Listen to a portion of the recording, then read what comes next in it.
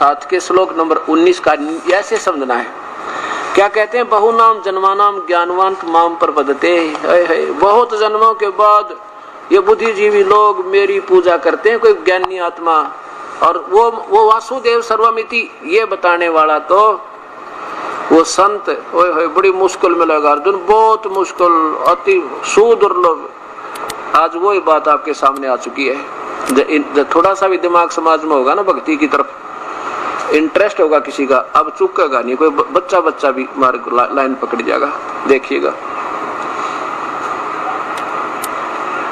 श्रीमद् भगवत गीता, ये गीता प्रेस गोरखपुर से प्रकाशित है, अध्याय नंबर 7 का श्लोक नंबर 19 देखो। 18 तो आपने देख लिया, 18 तो ये आपने देखा अनुत्तम, या इन्होंने अनुत्तम का अर्थ क्या लिखा? अति उत्तम है तेरे की, अति उत्तम। अनुत्तम माने अति उत्तम होता है कभी। अर्धे 24वें श्लोक में इसी लेखक ने अपनी कलम से अनुत्तम का अर्थ क्या लिख दिया? अनुत्तम। ये ठीक लिख दिया, अनुत्तमम अति अनुत्तम लिख देते यहाँ पर, चलो बात तक खत्म हो जाती। अनुत्तम का अर्थ अनुत्तम, और यहाँ अनुत्तम का अर्थ क्या लिखा है? अति उत्तम। ये देखो, अनुत्तम माने अति उत्तम, और वह अनुत्तम माने अनुत्तम। अनुत्तम तो ठीक है, चलना भी समझ में आती, अनुत्तम में लिख के छोड़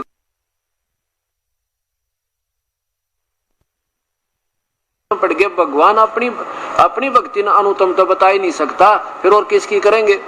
इनके बाद सारी समझ में आई को कहानी, क्योंकि ये सर्वज्ञ नहीं थे, ये ज्ञानी नहीं थे, ये संत नहीं थे, ये तो असंत हैं जिनको अपने सिलेबस का पता नहीं, संत बने बैठे। ये देखो, तो कहने का भाव ये 19वां देखो, बहुनाम जन्मानाम अंते, बहुत के जन्मों के अंत में कोई ज्ञानवान माम प्रपद्यते, बहुत ही बुद्धिजीवी ज्ञानी, और भी कभी किसी जन्म में सूत बैठा, मेरी भक्ति कर ब्रह्म तक की ना, नीचे वाली भक्तियों मुड़जे रहते हैं।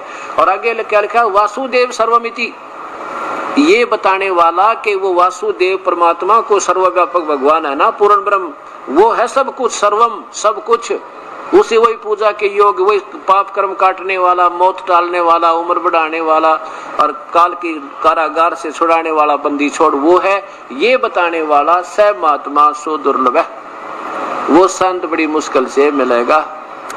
अब देखो, कल मैंने 24 तक आपको 23 तक बता दिया था, अब 24 में क्या कहता है ये काल भगवान, यही 7वें अध्याय का 24वां श्लोक।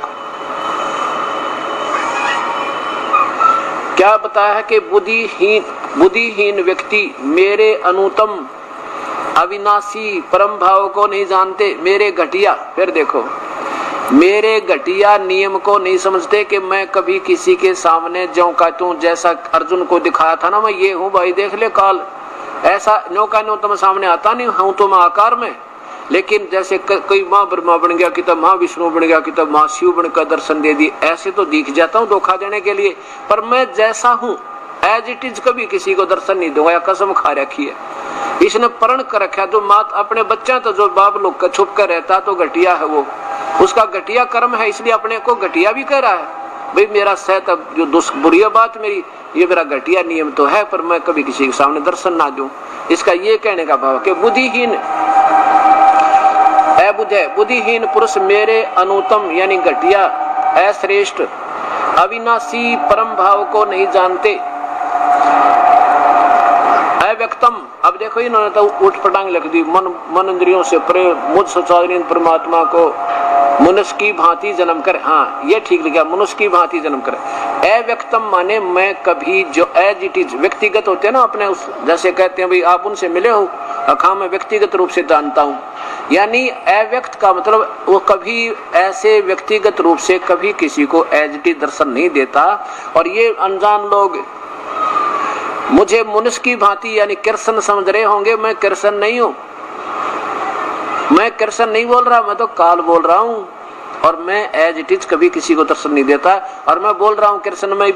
लिए मूर्ख लोग मुझे मनुष्य की भांति जन्म लेकर व्यक्ति रूप में, व्यक्तिम यानी व्यक्ति रूप में मनुष्य जैसा, ये मनुष्य जैसा जाने मुझे कृष्ण मान रहे, मैं कृष्ण नहीं हूँ, मैं तो अपना ये रूप कभी किसी को ना ताके दिखाऊं, ना पहले दिखाया, आज ये तेरे ताई दिखा दिया। अब देखो व्यक्ति भाव में आया हुआ मानते हैं मुझे मनुष्य, व्यक्ति यानी व्यक्ति भाव को प्राप्त हुआ मानते हैं, मुझे कृष्ण मान रहे हैं, मनुष्य मान रहे हैं, मनुष्य जैसा कृष्ण जैसा। कृष्ण बोल रहा है ना, जैसे कृष्ण बोल रहा, मैं कृष्ण नहीं हूं। अब देखो नीचे 25 में क्या बताते हैं कि और सुन ले अर्जुन, ये 25 में देखो, यहां से शुरू होगा। अपनी योग माया से छुपा हुआ मैं सबके प्रत्यक्ष नहीं होता। मैं गुप्त रहता हूं तो आकार में, पर मैं सामने नहीं आता। जैसे आ जाएगा तेरे पास, ये 21वें ब्रह्मांड में रहता काल, वहां पे मैं सबके प्रत्यक्ष नहीं होता। इसलिए यह अज्ञानी जन समुदाय मुझ जन्म रहित अविनाशी परमेश्वर को नहीं जानता, मुझको जन्मने मरने वाला समझता है। वैसे तो इसका श्लोक का अर्थ तो दास ने लिखा है गहरी नजर गीता, वहां पढ़ना, पर अब मैं यही बताऊंगा तो आपका जचेगी। और यदि मैं अपनी सुनाऊंगा बनाई हुई तो आप कतई नहीं मानोगे। पहले इनके द्वारा ही आपके हृदय में ये सत्य समाई जाएगी और फिर आप एक एक शब्द को पकड़ने लग जाओगे, कहाँ बोल रहा है दास। अब ये क्या कहता है कि मैं तो कभी किस कृष्ण की तरह आता है को ना, ये मूर्ख लोग मुझे जो है ना इस तरह मुझे जानते नहीं ढंगते हैं, इसलिए मुझे यहाँ अपने मैं तो छुपा रहता हूँ, अपनी शक्ति तो इतनी दूर चला जाता हूँ, और ये लोग मुझे जन्म या कृष्ण मनुष्य की तरह हुआ कृष्ण मान रहे, मैं नहीं, वो नहीं हूँ। आगे देखो 26 में, हे अर्जुन, सर्व में बीते हुए को, वर्तमान में और आगे होने वाले सब भूतों को मैं जानता हूँ, पर तू मुझको कोई नहीं जानता। कोई भक्ति श्रद्धा भक्ति रहित पुरुष नहीं जान, कोई भी नहीं जानता। कहने का भाव ये है कि देखो, अब पिता की उत्पत्ति ने कौन जाने? पिता को तो सब, पिता तो सारे की उत्पत्ति जाने, काल से जो बने हैं उन्हें सब जाने। अनु मुझे कोई नहीं जानता, क्यों? पहले तो सामने आता ना, अब फिर ऐसी गुप्त छुप गया तो ना ब्रह्मा ने बेरा, ना विष्णु, ना शिव जी ने मेरा पिता कौन है। वो तो बाद में हीट एंड ट्रायल मेथड थे, इनको पता लगा हो तेरे की। आगे देखो, यहाँ देखो अब 27 में, हे भारतवंशी अर्जुन, संसार में अच्छा इच्छा और राग द्वेष उत्पन्न, सुख दुख द्वंद्व रूप से मोह के संपूर्ण प्राणी अत्यंत अज्ञात को प्राप्त हो रहे हैं। आगे देखो 28 में, परंतु निष्काम भाव से श्रेष्ठ कर्मों का आचरण करने वाले जिन पुरुषों का पाप नष्ट हो गया है, वे राग द्वेष जनित दुख द्वंद्व मोह से युक्त दृढ़ अक्षय भक्त, दृढ़ अक्षय यानी दृढ़ विश्वास वाले मुझको भजते हैं, सब प्रकार से भजते हैं, मुझको भजते हैं।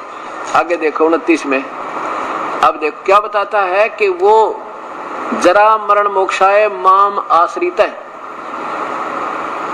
जन्म यानी मृत्यु और जन्म से पीछा छुटाने के लिए कोशिश कौन करता है? अब पहले थोड़ा सा मौखिक बताया गया दास, तब समझ में आएगी आपके।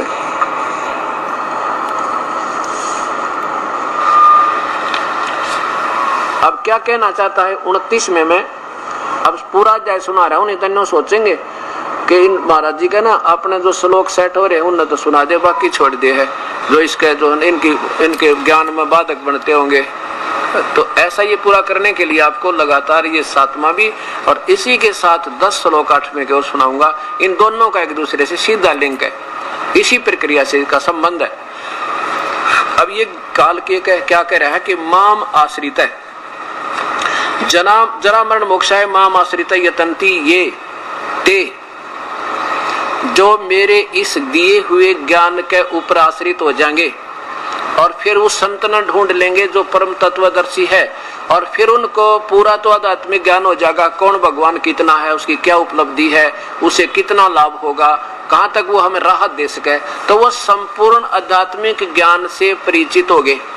और फिर वो तो भाई यहाँ से जन्म और मृत्यु से छुटवाने की पीछा छुटवाने की कोशिश करेंगे, इसलिए भक्ति करेंगे, ना तो फिर और कोई यहाँ की इच्छा करके लिए वो भक्ति नहीं करते। उनको ये पता लग जाएगा मैं काल हूँ और सबको खाता हूँ, मेरी उपलब्धि से जन्म मृत्यु नहीं मिट सकता, कर्म दंड कटे नहीं। फिर माँ विष्णु महेश की पूजा खुद व्यर्थ बता रहे स्वयं। कहते इस ज्ञान ने जो सही मान लेंगे, इस पर आश्रित हो जाएंगे, मेरा मम आश्रित है, मेरे पर फिर आश्रित हो गए। अर्थात क्योंकि हमने काल को का सहयोग लेना है, हमने पहले इसका जो मंत्र है वो जाप करना है ताकि ये हमारी ऋण मुक्त कर दे, इसका कर्जा उतर जाए।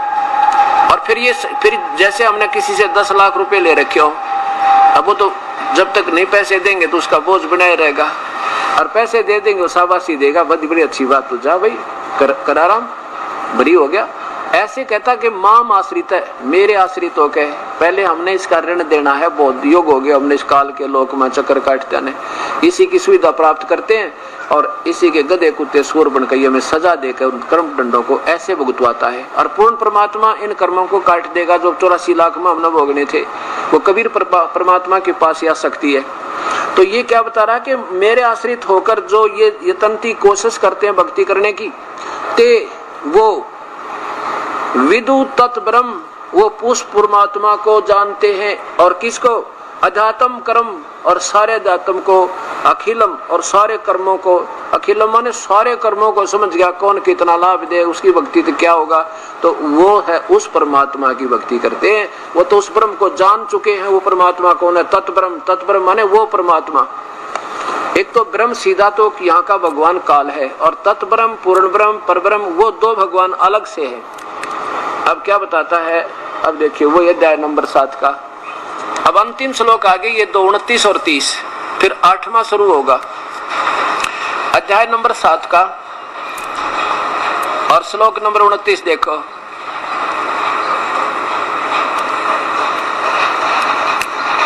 यह देखो 29, जरा मरण मोक्षाय माम आश्रित यतन्ति ये